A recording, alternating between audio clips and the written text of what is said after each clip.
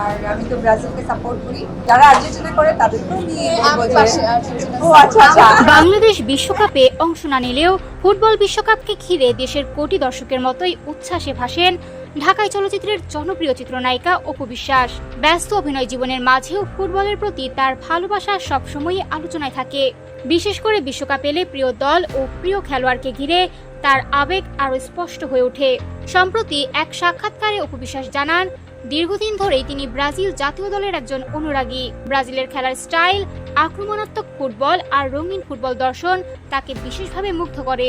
তার ভাষায়, আমি ব্রাজিলের কট্টর সমর্থক। যারা খেলা বোঝে তারা ব্রাজিলকে ভালোবাসে।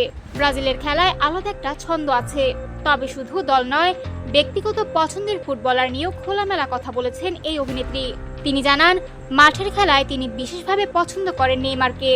তার দক্ষতা, ড্রিবলিং আর স্টাইল তাকে সবসময় আকর্ষণ করে।